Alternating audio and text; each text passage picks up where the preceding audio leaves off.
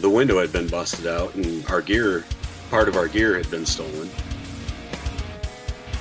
There's nowhere to play up here at all.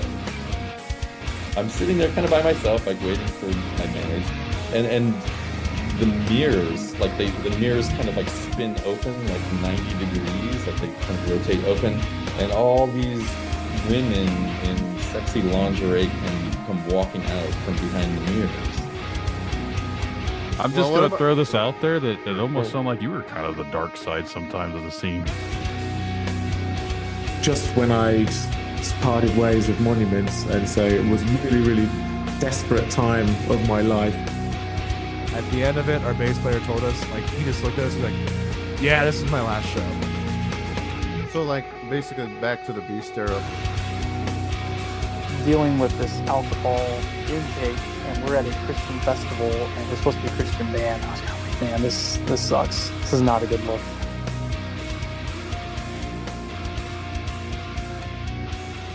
Welcome back to Dark Side of the Scene. I'm Brandon. He's Ed. He's laughing. We're dumb. It sounds so serious. I think you need to start wearing a cowboy hat to these, because I almost bought one of those Bud Light cowboy hats at Walmart. Were they on sale or something? I don't know. There's that, and there's PBR ones, and there's other American flag ones. I'm like, I need to buy it, but no one's gonna see it because we don't do video. I'll fucking rock that cowboy hat during every interview. But you could post a picture on the page and like, this is what I look like when I talk to you. Every time we do an interview, I'm wearing the cowboy hat and nothing else. Pretty much. Everyone out there listening, just think Ed and I could be sitting in our rooms doing this completely naked. And now probably at this point they hit the stop button and unsubscribe. Yep. Oh, gross. I don't want to think about that. I do.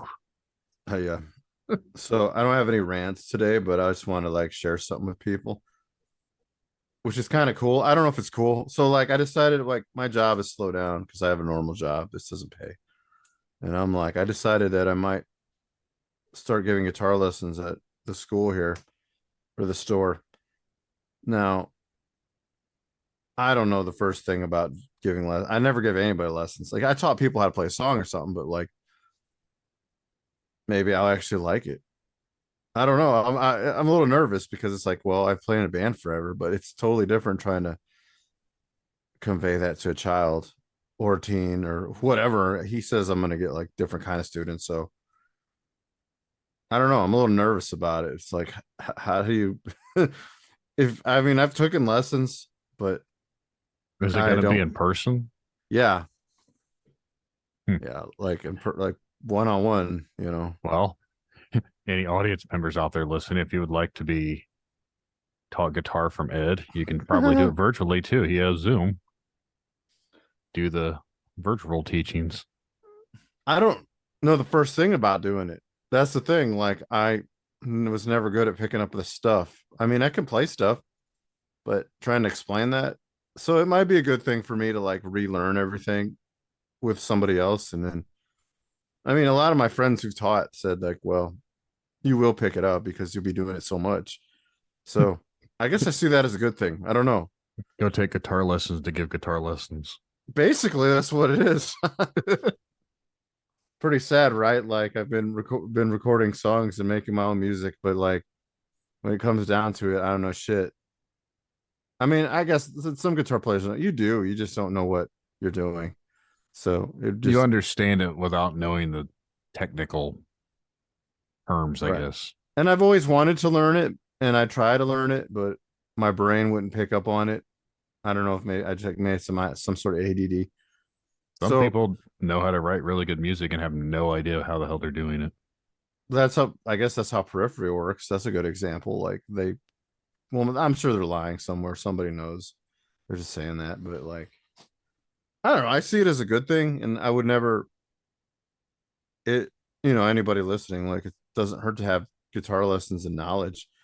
You can't be like, I never had a lesson in my life, I'm so good. I'm like, but that's you being stubborn because you're never too old to learn anything. And I'm nervous, but I'm gonna probably embrace it as best I can.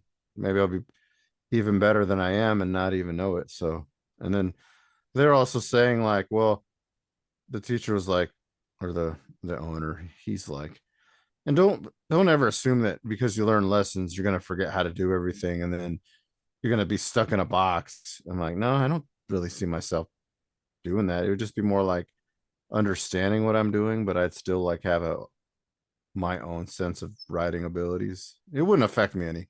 That's what I'm saying. Yeah. Some people think doing lessons is gonna ruin your identity somehow, and I'm like, not really. Anyway, that's not really a rant. I just wanted to share that there, buddy, in case you ever come to that point in life. That random clicking is back in my headset again, and it's driving me insane. I can't hear it, so sorry. Yeah, I don't think it can get picked up, but I hear it, and I just hear it's driving me insane. It's like someone hitting a fucking hi-hat constantly. Anyways, oh well. yeah, there's got to be a bad wire somewhere. It's a mouse eating your shit. Motherfucker. Well, anyone out there listening, by the time this episode airs, you would probably have already been involved in our round table. If you were involved in the round table, what'd you think about it? Not really sure what the hell a round table was. I'm sure you can go back and find it in the episodes. We're going to have a gathering of a lot of people, and we're going to talk live all at the same time. We might even use the video for that one. So as we talk about it before it happens, in an episode that'll air after it happens, it's kind of like we've went to the future already. Back to the Future. Yes. Just don't be I was hoping we'd have meat swords, meat swords. like Knights at the Round Table. Like, Knights at the Round Table, they put their meat swords down on the never mind. I was gonna say I'm not trying to get out my meat sword.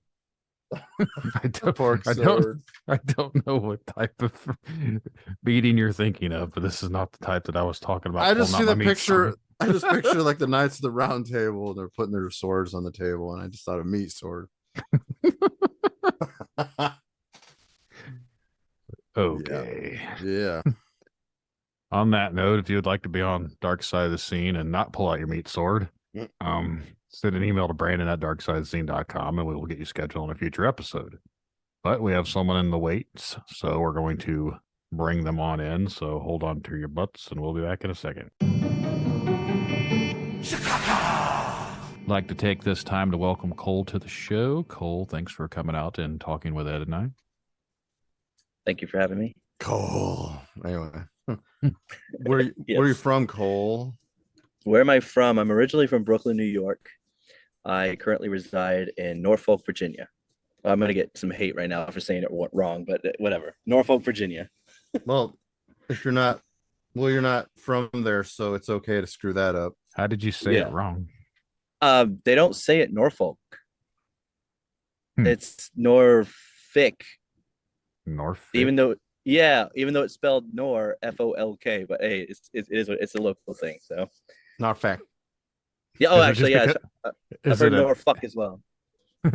Is it just because of the twang to their southern accent, or is it just, I don't know. Yeah, a lot of people say really I sound southern, and then Ed thinks I sound like a cowboy or something. Oh. Oh.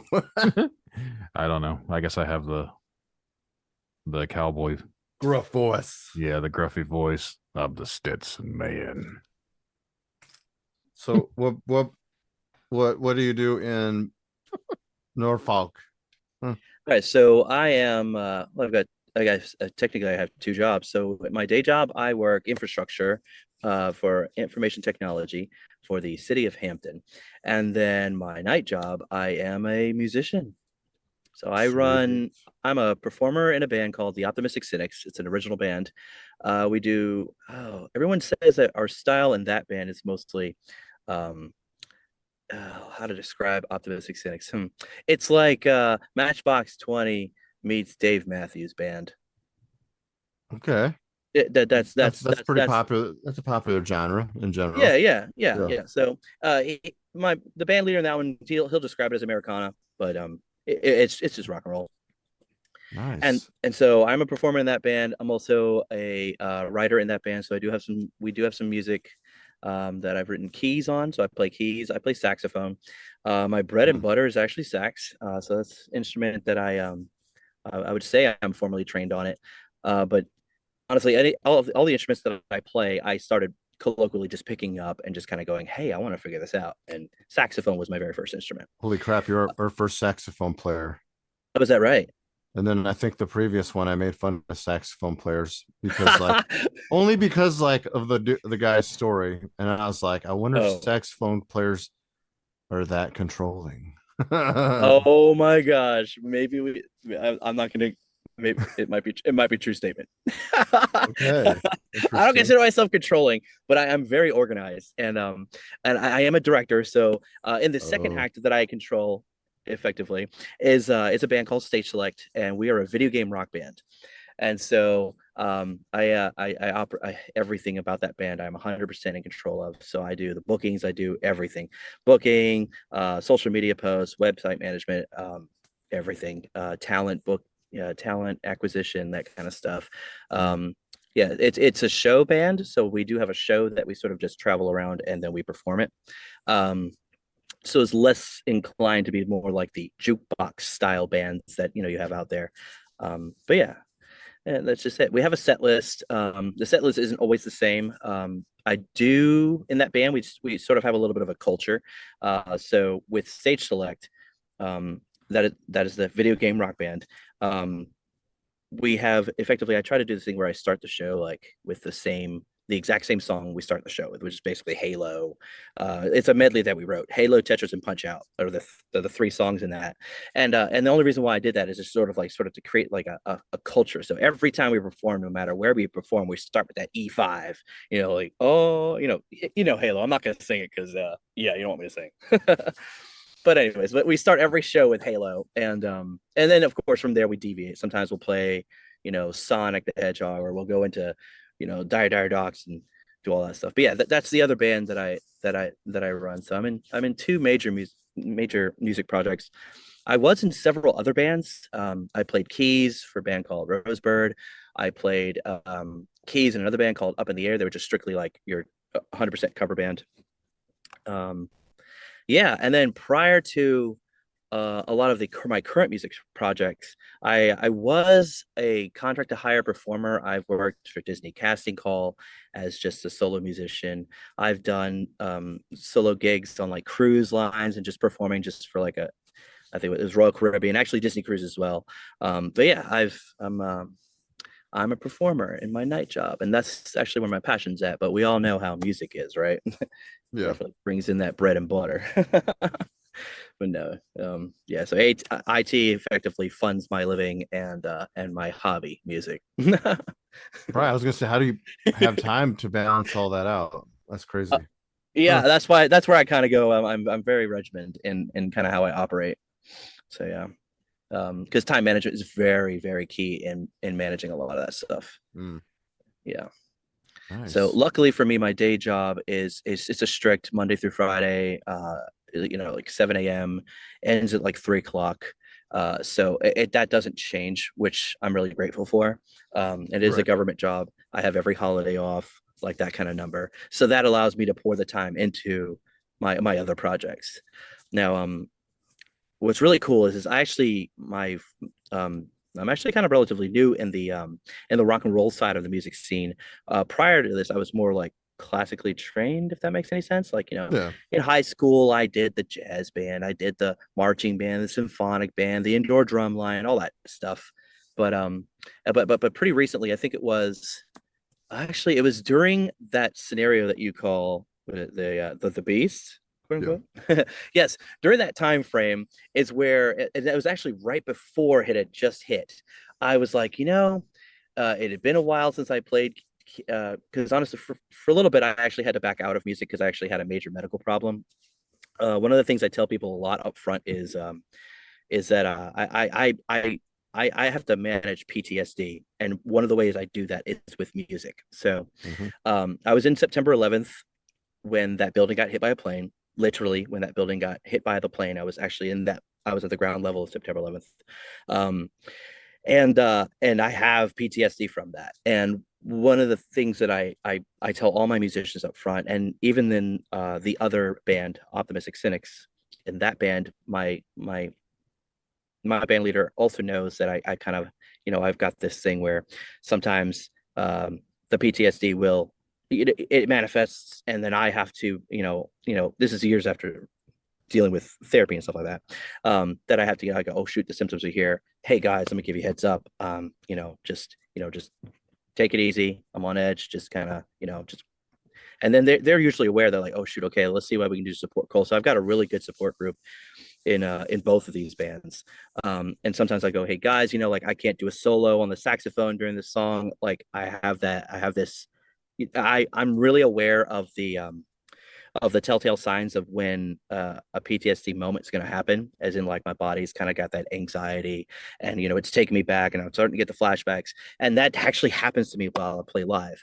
So I tell these guys, hey, look, this is about to happen, and then they're really good about jumping in. They go, okay, well, Cole was supposed to solo here. We're gonna, boom, we're gonna modify and adapt and stuff like that. But anyway, but yeah, smoke like you don't smoke like weed or try some CBD oil. It's funny. Everybody calm that I down. mentioned that, everybody I mentioned that says that. At least try the oil. So like if you're worried about like pissing like dirty or something, but like I think it's pretty good. Like for how far we've come to treat like certain things naturally, like I think it works pretty good, in my opinion. Yeah, I've had that recommendation before. Yeah. I've never been into drugs or alcohol or none of that stuff, so I'm pretty straight edge. But yeah, it was during like this medical scenario I had sort of stepped away from music to kind of like just focus on mental health. And then I was like, okay, and then the beast happened, and I'm like, well, okay, let me get my hands back into it, but this time I want to be part of like a musical project where I have bandmates and people that can collaborate, and I can just be part of something, and I could do that. So previously it was me by myself. Recently, as of that 2019 monstrosity, I had started getting into more of the playing with bands and rock and rolls and stuff like that. So I think maybe about 4 years now, right? Has it been about almost 4 years? Almost, yeah. It's approximately, yeah. So in approximately almost 4 years, I go, and it was really cool how all of it started, actually, believe it or not. So I was walking on the beach, and I was with my wife at the time. We were just walking down the beach, and I'm just like, you know what? I really want to I want to join a band. And I saw some dude playing at a gazebo, and he was doing his solo acoustic act. And I just walked up to him. I was like, hey, bro. He's like, hey, what's up? I was like, who put you up there? He's like, what? What do you mean? I'm like, who put you up there? He's like, the city booking agency. He's like, why? You looking for a band? I'm like, yeah. And that's literally how it started. So you haven't been in a band prior? That's what you're saying? No, not rock and roll wise. No, I've been in marching bands and jazz bands and things like that, but no, nothing like rock band or. So I guess I could ask, how old are you? Oh boy, that's I'm kind of old. What's old? I mean, you could. Are you ashamed to say it? Because I'm old. Okay, all right, 40. Let's go with that number. I'm 44. So that's what's up. Okay, there you go. I'm 39. You sound way younger. That's why I'm like. I have a youthful spirit, I suppose. Sure. Yeah, that's fine. Yeah. So anyway, yeah. You haven't been in a band prior, and then you asked this guy. So, okay, go on. Yeah. So I asked this guy. I was like, "Hey, dude," and he's like, "You looking for a band?" I'm like, "Yeah." And so, and he's just like, "Well, what do you play?" I was like, "I play keys and I play sax." He goes, "Dude, that's what I've been looking for. I've been trying to start a band." I was like, "Get out of here, for real?" He's like, "Yeah, I got a drummer, I got a bassist ready to go." I'm like, "Let's do this." And so we exchanged numbers, and then he sends me all his stuff, and it's just the funniest thing because I listen to it and I'm just like, oh, his stuff's kind of bad. But then I was just like, it's acoustic. I was like, maybe I can write to this. Sure, why not? So I listened to his stuff at home, and I just sat down at the piano, and I'm just like, you know what? And then, do you guys write at all? You write music? I'm a guitar player, so yeah, I guess you could say I do. Yeah, you sort of kind of do it on the fly when you're playing in a band. But anyway, so I just sat down and listened to his music. I started tinkering, and then all of a sudden, spark of creativity kind of just came to me. So I'm like, oh yes, I think I got it. And then I just wrote my whole part on the keys. And then and then he was just, I was just listening to it again. I was like, man, maybe I could write a sax solo on this too. So I was like, then I busted out the sax. I just started playing around with it. And I'm like, I think I got a sax solo too. This is cool. Okay, you know what? Yeah, let me go ahead and bring this up to the table. So we get together for our first practice, and this is the band, which is the Optimistic Cynics. So we get together, and as soon as we get together, the dude, Brian, who's I'm just gonna go ahead and name him because him and I are on really good terms. So, anyways, so Brian and the Optimistic Cynics, he's just like, hey, dude, he's like, Cole, man, this is actually sounding really great. I'm like, yeah, all we gotta do is just get the bassist and the drummer on par. So then we got everybody together, then we started playing, and then my bassist in that band, I had some really good synergy with him. And this is my first time ever playing with a rock band, and I just thought it was the coolest thing because A, I just wrote some music. B, I just got to play that music with a whole band and hear it kind of come to life, right? And the most awesome part was what I was writing, the part that I had written all on keys, had started to influence the drummer because of the rhythms that I had in it, started to influence the bassist because of my left hand. So I started influencing the guitarist. And so then I'm just starting to hear them kind of like pick parts out of the song. And it was just the coolest experience ever. So at that point, I'm just like, you know what? This is it. This is what I've been looking for. This is what I wanted to do. And yeah, and then it was actually, I think we did that for a year, and it's really funny is in the very beginning I didn't start on saxophone because while saxophone is my bread and butter, let's go back to that thing where I said I was in September 11th, so I actually have damaged lungs from breathing all that crap in New York, right?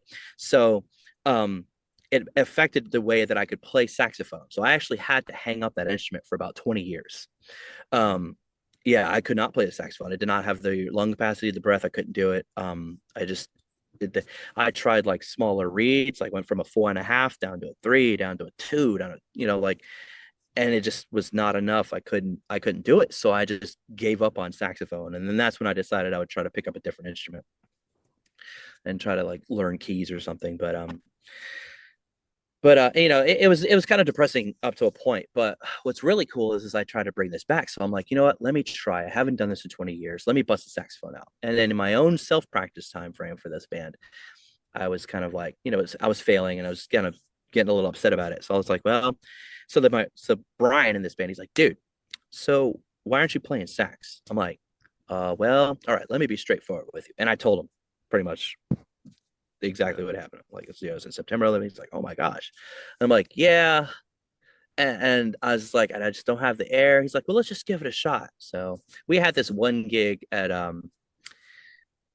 really nice hotel. But actually, it was a yacht club. Anyway, so we had this one gig at this yacht club in the basically yacht. You're a yacht rocker, is what you're saying. Yeah. And I bust out the saxophone because I'm like, nice. You know what? I gave it a shot. I was like, look, I could do one song. He's like, okay, we're just gonna do just one song. All right, we'll do a cover song. And I'm like, oh, okay. Oh, well, I kind of wanted to do it on an original piece, but it's like, well, we just do a little cover song. You got to sneak the covers in to get noticed just a little bit. So yeah, I get it. Dude, that is 100% the truth in any original band. I'm gonna tell you right now, it's like feeding vegetables to a kid. Yeah.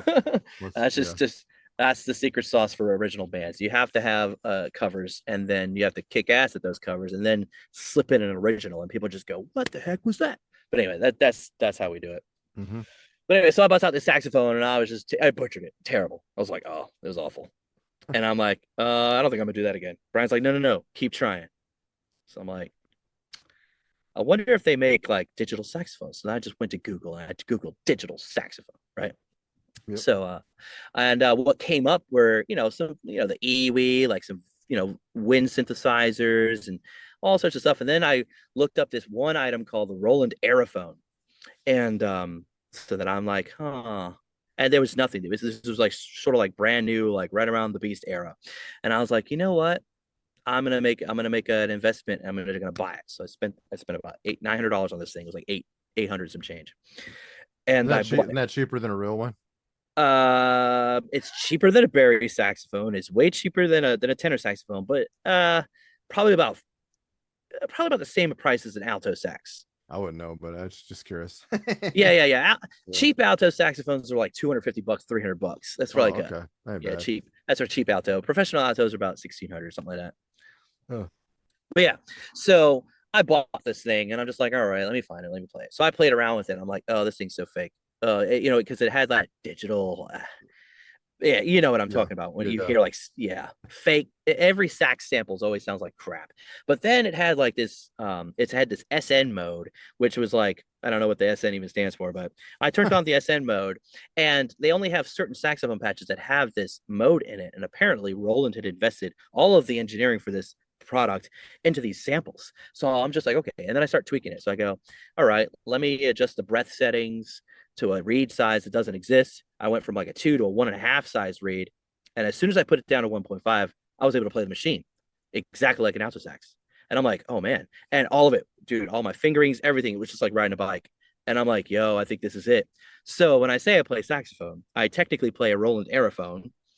So I don't actually play a real saxophone. That's okay. But I mean, you hit but the yes. Saturday, you hit the Saturday Night Live setting. That's what it was. Yeah, everyone always thinks it's like a saxoboom or something like that. But if you look at this thing, like if you've got internet right now, Google Roland Aerophone and tell me it don't look like a stormtrooper rifle. I'll look at it now. I mean, I'm worried it's gonna be like one of those Hitachi dildos, but I'm gonna look at it. No. Aero. So Aerophone. Yep, Roland Aerophone. AERO. Whoa.